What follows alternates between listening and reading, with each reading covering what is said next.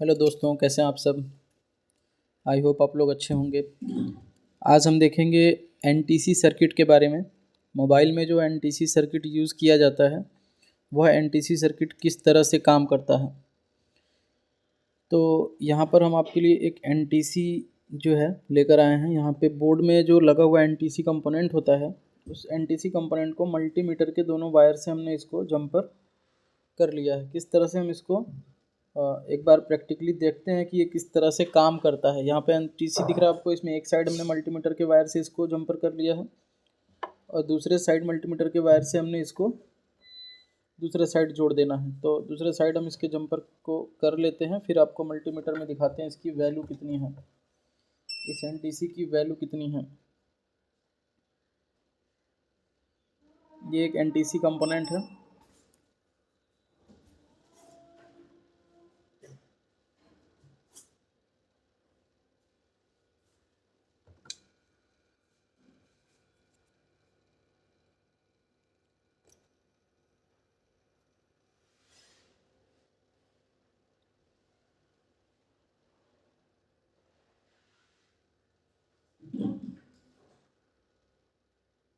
तो इस तरह से हमने इसको जंपर कर लिया है और अब आपको मल्टीमीटर में इसकी वैल्यू दिख रही होगी। थोड़ा सा मैं आपको मल्टीमीटर दिखाना चाहूँगा क्योंकि ये टेम्परेचर जब मैंने इसको आयरन से सोल्ड किया तो ये हीट हो गया था और हीट होने से टेम्परेचर यहाँ पे लो हो गया था, यानी कि ज़्यादा टेम्परेचर हाई हो गया था। जब यहाँ पे हमने आयरन रखा तो यहाँ पे क्या हो गया था, आयरन की गर्मी ये महसूस कर रहा था जिससे इसकी वैल्यू लो हो गई थी। अभी देखो इसकी वैल्यू नॉर्मल टेम्परेचर पे हमारा जो है नॉर्मल हो रहा है। ये इसमें हम थोड़ा सा थिनर अप्लाई करेंगे।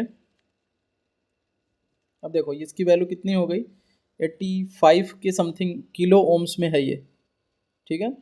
85 किलो ओम के आसपास है। जैसे इसको हम हीट ठंडा कर रहे थिनर से तो 90 के पास चला गया ये। तो जब ये ठंडा रहता है तो इसकी वैल्यू 100 के है, यानी कि जब ये हमारा नॉर्मल टेम्परेचर के नीचे रहता है, नॉर्मल टेम्परेचर पर रहता है, तो लगभग इसकी वैल्यू कितनी होती है, 100 के तक होती है, 100 किलो ओम का।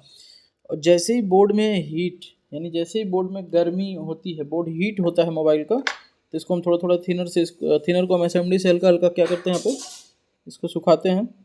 देखो जैसे जैसे यहाँ पे गर्मी जो है बढ़ रही है तो इसकी रेजिस्टेंस वैल्यू क्या हो रही है, घटती जा रही है। आपको स्क्रीन पे दिख रहा होगा,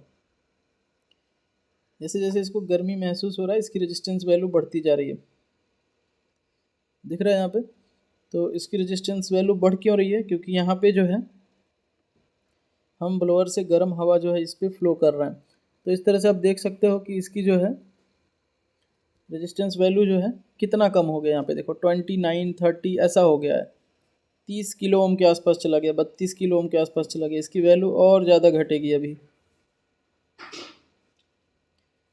तो होता क्या है बोर्ड में, एक्चुअल में ये दिखाने का मतलब क्या है कि आपको समझाना कि इस तरह से सर्किट में काम कैसे होता है। ये देखो अभी इस पे जो है हम और हीट करते जा रहे हैं। देखो 6 किलो ओम तक आ गया है ये, और ज़्यादा हीट करेंगे तो अभी शोल्डर जो जंपर वायर लगी हुई है शोल्डर मेल्ट हो जाएगी और ये हमारा ऑयल हो जाएगा। देखो 3 किलो ओम तक आ गया है, 2 किलो ओम तक आ गया है, और यहाँ पे जो है ये 3 किलो ओम के आसपास ही जो है, 2 किलो ओम के आसपास 1.8 किलो ओम।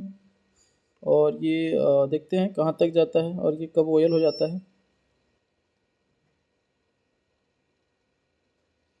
1.41 किलो ओम तक के आसपास ये आ चुका है। तो आपको समझ में आ चुका होगा। देखिए यहाँ पर 0.7 तक जा चुका था ये, देखो ऑयल हो गया, ये छूट गई, जंपर जो है वो छूट गई हीट होके। तो इस तरह से आपको ये समझ में आया कि ये जो एनटीसी है, ये एनटीसी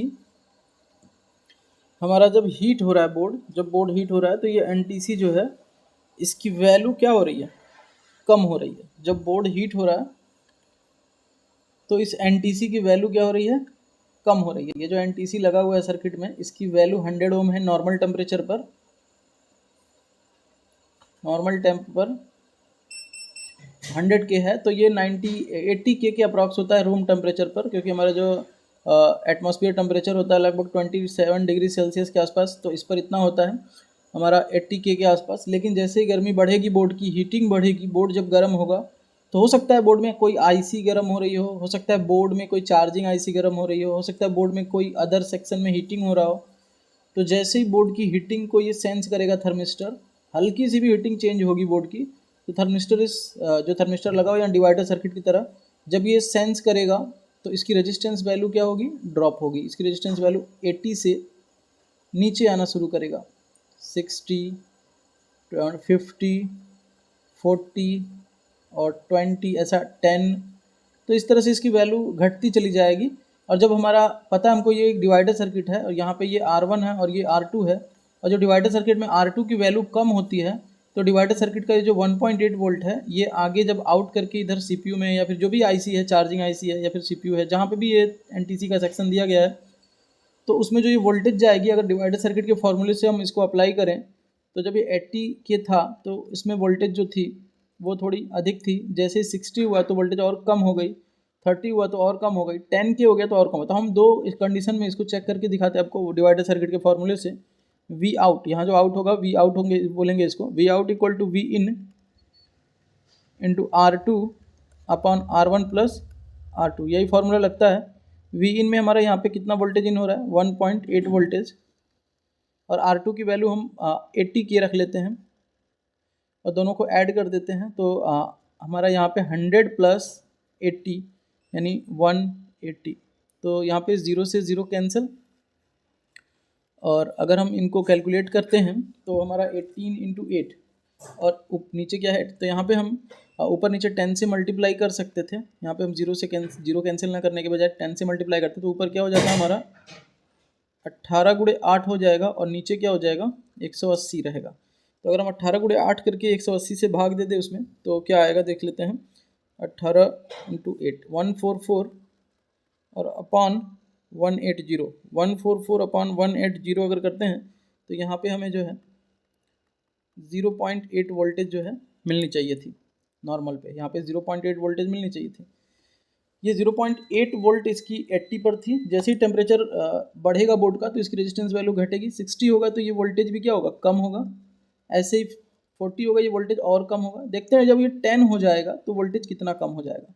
तो इसी तरह से V out equal to 1.8 into 10, 80 हो गया ना। 80 से घस के ये घट के कितना हो गया, 10 ओम हो गया, 10 किलो ओम। और नीचे दोनों को ऐड कर देते हैं तो 110 हो जाएगा। अब यहाँ पे हमारा 18/110 हो जाएगा। इसका मल्टीप्लाई अगर करें हम 10 का इसमें तो ये 18 अपॉन 110 हो जाएगा। और इसका डिवाइड अगर करते हैं, कैलकुलेटर से ही कर लो आप, तो हमें पॉइंट में बहुत कम वोल्टेज मिलने वाली है। तो यहाँ पे पॉइंट में 16 वोल्टेज हमें मिलेगी, 0.16 वोल्टेज, ये कि काफ़ी कम हो गई। तो 0.8 वोल्ट से घटते घटते वोल्टेज जो है 0.16 वोल्ट तक हो जा रही है। और भी कम होगा रेजिस्टेंस वैल्यू तो वोल्टेज और भी कम होगा, 0 वोल्ट भी हो जाएगा, क्योंकि इसकी वैल्यू अगर ओम्स में आ गई, किलो ओम से घट के या 1 किलो ओम तक आ गई तो ये वोल्टेज जो है लगभग 0 ही कहा जाएगा। जिससे कि हमारा CPU या फिर जो भी ये IC है उसको ये पता चल जाएगा कि बोर्ड की टेम्परेचर क्या हो गई है, बोर्ड की टेम्परेचर हो गई है हाई। और जब बोर्ड की टेम्परेचर हाई हो जाएगी तो उस समय बोर्ड जो है आपका थर्मल एरर स्क्रीन पर शो करेगा, दिखाएगा वहाँ पे बोर्ड टेम्परेचर टू हाई, वहाँ पे इस तरह से करके आपको लिखेगा। इसी प्रकार से अगर हमारा जो है, अगर ये सर्किट ओपन हो जाता है, किसी भी तरीके से रजिस्टर ओपन हो जाता है या ये सर्किट कट जाती है तो भी हमारा वोल्टेज इस IC के अंदर नहीं पहुँचेगा और तो भी हमारा हाई का एरर शो करेगा। इसी के उल्टा अगर हमारा रेजिस्टेंस ओपन हो जाए, यहाँ पे रेजिस्टेंस की वैल्यू जो है जो 100 के है, इसकी वैल्यू कम हो जाती है, इसकी वैल्यू कम हो जाती है, कोई कम कर देता है इसकी वैल्यू या फिर इसको चेंज कर देता है कोई, तो क्या होगा कि 0.8 जो वोल्टेज है उससे ज़्यादा वोल्टेज जब 1 वोल्ट या फिर 1.8 वोल्ट पूरा या फिर हमारा 1.8 1.4 वोल्ट यानी 1 वोल्ट से ऊपर कोई भी वोल्टेज इसके अंदर जब इन करेगी IC के अंदर, तो वहाँ पे हमें टेम्परेचर टू लो का सिग्नल एरर जो है प्राप्त होगा। क्योंकि जब वोल्टेज अधिक जाएगी तो टेम्परेचर टू लो और जब वोल्टेज IC में कम जाने लगेगी तो टेम्परेचर टू हाई। क्योंकि यहाँ पे उल्टा हो रहा है, जैसे ही टेम्परेचर बढ़ रही है तो रेजिस्टेंस की वैल्यू क्या हो रही है, NTC की वैल्यू घट रही है। जब ये घटेगी तो इसका आउटपुट वोल्टेज क्या होगा, घटेगा। तो R2 की वैल्यू घटने से रेजिस्टेंस की R2 की डिवाइडर में अगर R2 की वैल्यू घटेगी तो डिवाइडर वोल्टेज का जो आउटपुट वोल्टेज होता है वो वोल्टेज भी कम होता है। इस फॉर्मूले के अकॉर्डिंग हमने यहाँ पे देख लिया। जब हम R2 की वैल्यू 80 रख रहे थे तो हमें मिल रहा था 0.8 वोल्टेज। जब हम R2 की वैल्यू 10 रखे हैं तो हमें मिला है 0.16 वोल्टेज। इसका मतलब है कि जैसे जैसे R2 की वैल्यू घटती जाएगी हमें यहाँ पे आउटपुट में वोल्टेज कम मिलेगा। और जब वोल्टेज कम मिलेगा तो CPU या फिर पावर IC जहाँ पर भी ये सर्किट है वो हमें टेम्परेचर हाई का एरर देना शुरू कर देगा। तो NTC सर्किट हमारा इस तरह से काम करता है और यहाँ पे एनटीसी सर्किट में आपको दोनों कंपोनेंट को चेक करना होता है, 100K के रजिस्टर्स को भी और एनटीसी के जो वैल्यू है उसको भी हमें चेक करना होता है।